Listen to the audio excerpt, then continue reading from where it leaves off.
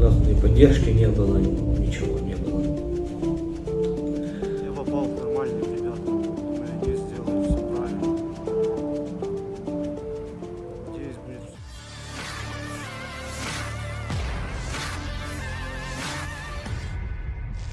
Kementerian Pertahanan Federasi Rusia merilis rekaman militan Ukraina yang ditangkap.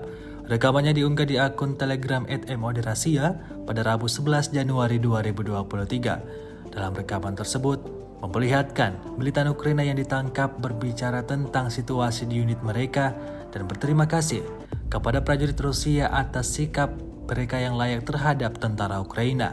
Prajurit angkatan bersenjata Ukraina itu juga menceritakan tentang bagaimana kerugian besar yang terjadi di unit mereka, komandan penerima suap dan perintah kriminal dari kepemimpinan mereka. Hingga video ini beredar, beragam komentar dituliskan warganet. Hari ke-322 Rusia melaporkan secara total 370 pesawat Ukraina dan 200 helikopter, 2.866 kendaraan udara tak berawak, 400 sistem rudal anti pesawat dieliminir sejak awal operasi khusus. Sementara itu dari kubu Kiev, Kementerian Pertahanan Ukraina melaporkan 710 tentara Rusia dieliminir dalam 24 jam terakhir. Что мы зашли и взяли? Никто не бил, ничего? Нет, никто не бил, просто сказали нормально себя веди. То есть никто не обижал, не кричал, ничего. Все было нормально, не то, что рассказывают там эти пропаганды и тому подобное. Что тут бьют, катуют, режут ножом и тому подобное. Это все неправда.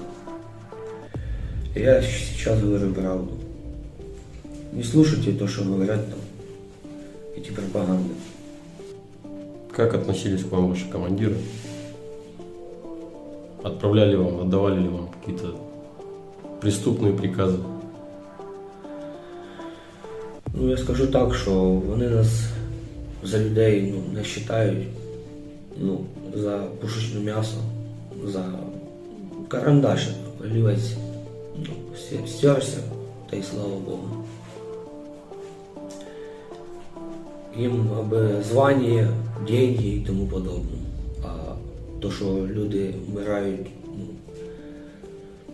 просто так, ідучи непонятно куди, нема з чим, во-первых, з БК, тому подобне.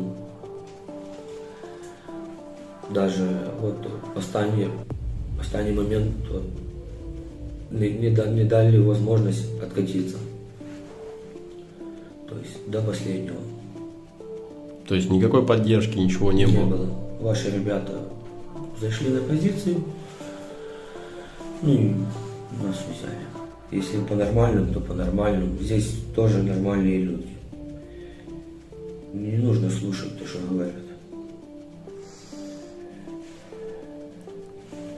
Так, вообще расскажи про обстановку в подразделениях, про раненых, убитых, потери, то, что видел. Я так понимаю, что вы в подразделении находитесь, которое придается различным батальонам, бригадам и так далее. Да. Расскажи, что видел вообще за свой путь боевой. Очень много, 200-300, из-за того, что руководство, я же опять повторюсь, отправляет на убой, плохая эвакуация. И не слушайте то, что говорят, что вот не спасли там и тому подобное. Они не хотят, сами наше руководство не хотят. Не довезли или там и тому подобное. То есть, получается, потери колоссальные у вас? Да. Колоссально. Сделайте так, чтобы больше парни не шли туда, где я был. Там еще много есть парней. И мобилизация не встает. Не нужно это все. Сделайте так, чтобы это все как-то остановилось. Выходите на руководство. Я не знаю, на кого там нужно, потому что это все несерьезно. И не нужно говорить, что Россия виновата и тому подобное. Нужно на самом деле разобраться, что у нас в стране делается. Вы сами вдумайтесь, почему такие деньги вот платят и все остальное. А потому что наше руководство заинтересовано в этом. А я больше скажу, что когда вот даже ребята мои побратимы 200, то даже компенсацию не выплачивают родным. Последнюю зарплату даже вот там, да, он, допустим, умер, погиб, там 2 дня осталось, а никто даже жене и его ребенку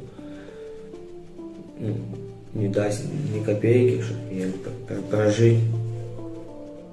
Terima kasih sudah nonton. Jangan lupa like, subscribe, dan share ya.